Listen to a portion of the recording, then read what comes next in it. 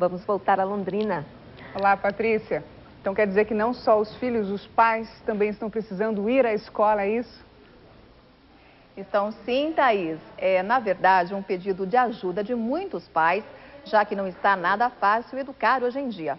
Um grupo aqui de Londrina está encarando a sala de aula para aprender a educar.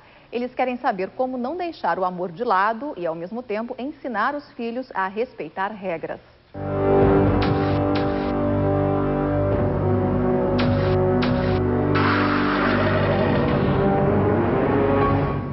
No espaço da educação, a imagem da baderna. Alunos em fúria desligaram a luz e quebraram tudo, só porque não queriam mais estudar naquela noite. Se isso continuar, amanhã eles vão invadir as casas da gente e vai quebrar. Cadê os valores? Violência que ameaça virar epidemia nas escolas, como no Caique, zona sul de Londrina. Vandalismo, tráfico de drogas e a bagunça de muitos alunos atormentam a direção. Quase que chega a estar insuportável. Para muitos educadores, essa indisciplina nasce dentro das próprias famílias, por ausência, negligência e até mesmo falta de informação dos pais. Por isso, eles voltaram para a escola, viraram alunos com uma tarefa complicada: aprender a educar melhor os filhos. Quando nasce o filho, a gente não é orientado, né? Você não é orientado, não vê um manualzinho para você, ó, faça assim, faça daquele jeito, entendeu? A turma tem 40 pais, todos notificados por causa do comportamento dos filhos. Um não quer estudar, outro vive brigando e todo mundo bagunça. Ele é meio perigosinho, meio esperto, viu? Acho tranqueirinha, como diz, né? Eles têm aula uma vez por semana, com o diretor e voluntários de uma organização não governamental. São 12 temas: sexualidade e drogas, consumismo, dedicação, disciplina, culpa e relacionamento em família. Os pais aprendem, por exemplo, quando devem mostrar autoridade, impor limites. E o pai e a mãe têm que assumir a função de quem está no comando, assim como o professor na sala de aula. Como pode consultar uma criança de 5, de 10 anos, se ele quer ou não quer vir para a escola, por exemplo? Boa conversa é importante, e se o tempo é curto, deve ser bem aproveitado. A criança quer conversar com a mãe, quer um minuto de atenção, e às vezes leva logo um croque na cabeça: vai para lá, moleque, que eu quero assistir minha novela. E uma dica para anotar com destaque no caderno: muitas vezes, por estar ausente, o pai e a mãe começam a compensar com presentes. Isso é errado. Isso é muito errado. As coisas não podem ser misturadas. O curso que muda os pais mexe também com a escola. A gente pode observar no comportamento das crianças dentro da sala, no desenvolvimento dessas crianças, né, com relação à aprendizagem. Mas não basta ser pai. Também é preciso mudar para dar exemplo aos filhos. Depois de cada aula, todo mundo tem que fixar uma meta. A minha meta hoje é chegar, conversar com ele, dar o carinho que eu não dei, né, no passado. A gente vai tentar explicar para ele como é que é a vida, como meu pai ensinou para mim, né? Eu vou explicar para ele de novo. Leide diz que nem sempre deixa a casa em ordem e garante que vai mudar o comportamento. Vou ser mais organizado para servir de exemplo para ele. E a gente foi conferir se ela fez mesmo a tarefa de casa. Sala arrumada, nenhum copo sujo na cozinha. Nota 10, Leide. O filho Sérgio, bagunceiro assumido, entendeu o recado. Guarda-roupa impecável. É bonito, né? Melhor que deixasse arrumado. Ficou bom. Ficou ótimo. Daqui pra frente sempre assim? Sempre assim. Certeza? Certeza. A gente pode voltar aqui depois? Pode.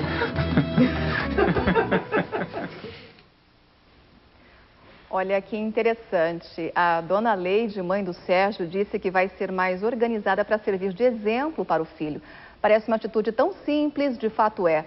São nessas pequenas mudanças de comportamento, de atitude mesmo dentro de casa, que muitos pais conseguem estar mais presentes na vida dos filhos. Eu estou aqui com Mário Furtado, coordenador regional da ONG Amor Exigente. Uma boa tarde ao senhor. Que resultados práticos tem uma simples organização dentro de casa no comportamento dos filhos? Patrícia, você sabe que a família é uma instituição e toda instituição tem que ter disciplina.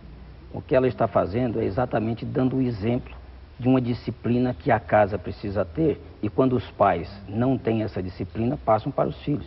Os filhos passam a ser indisciplinados também. Então, nada mais do que isso, ela está simplesmente colocando um dos valores da sociedade dentro da casa dela, e ela está dando o exemplo. Agora, o pai disse na reportagem também que agora vai conversar mais com o filho e dar o carinho que ele não deu até agora. O filho já é um adolescente. É possível recuperar este tempo perdido? Ah, sim, claro, sempre é possível. Esse carinho que ele diz, ele talvez tenha dado carinho, né? Ele talvez não tenha dado tanto tempo como os pais de hoje gostariam de dar. Mas o que fica mais importante não é o tempo, a quantidade de tempo, é a qualidade do tempo. Muitos pais não podem dizer que não tem tempo com os filhos. Muitas vezes o que acontece é que eles ficam assistindo a televisão, a novela, por exemplo, né? Um filho até no quarto assistindo também outro aparelho de televisão, e não se conversa, então não tem o diálogo. Quer dizer, o trabalho dos pais não pode ser uma desculpa, a falta de tempo não pode ser uma desculpa. Não pode, não pode e não é uma desculpa. O importante é a qualidade do tempo que nós temos. Nós temos que ter o diálogo num período mesmo pequeno de tempo, mas nós temos que ter um diálogo com os nossos filhos. Mário, a Thaís tem uma pergunta. Senhor Mário, o que o senhor diria dos pais que acabam deixando que aquela criança ela escolha tudo, desde a roupa que ela usa, a escola que ela vai estudar, enfim, várias coisas ela acaba pedindo e os pais cedem demais. Como proceder, como dizer não para uma criança? Olha, o que é preciso é, se você hoje for comprar 10 livros sobre educação, 9 vão falar sobre limites. Há necessidade de se dar limites aos nossos filhos. Uma criança, ela não tem ainda o discernimento para saber aquilo que é mais importante para ela ou não. Então, os pais é que têm que decidir.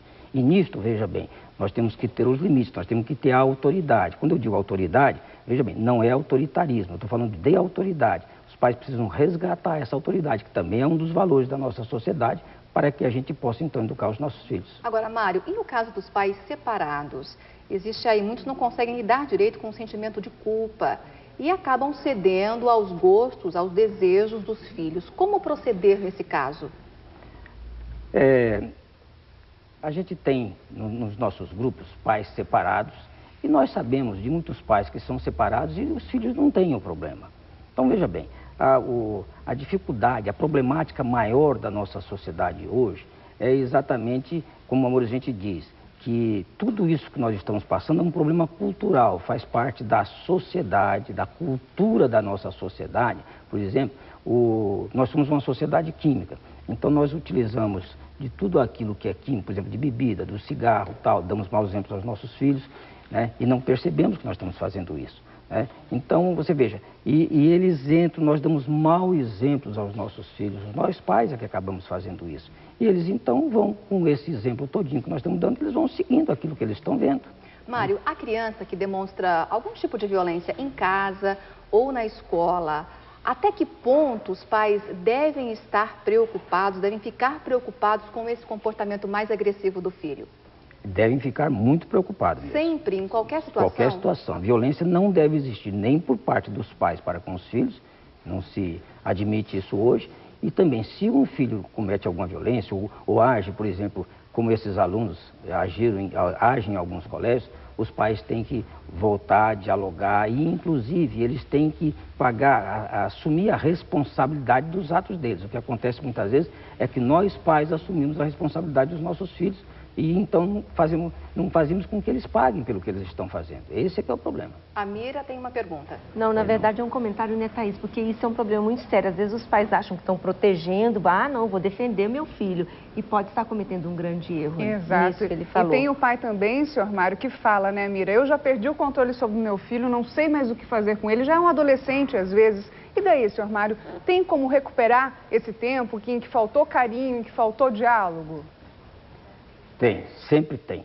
A gente costuma dizer, nós na gente costumamos dizer para as pessoas, para os pais, que enquanto o filho viver na sua casa e depender de você, ele tem que cumprir com as normas da casa.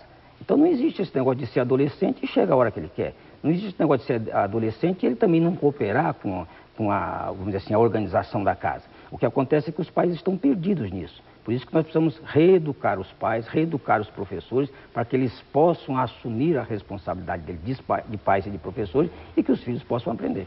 Muito obrigada pela entrevista, Mário. Lembrando que a ONG Amor Exigente é uma instituição que existe aí em várias cidades paranaenses, em todo o Brasil. É só fazer uma parceria como a que acontece aqui em Londrina e pode-se conseguir bons resultados.